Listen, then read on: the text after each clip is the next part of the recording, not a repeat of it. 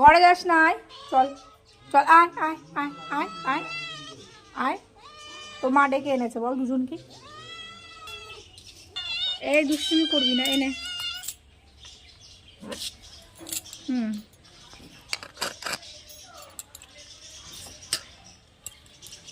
হুম। এ কি উমা নিয়ে নিয়ে লুকায় লুকায় খায়। আর এখানে মাছ রেখেছি, তো লুকিয়ে খাচ্ছে।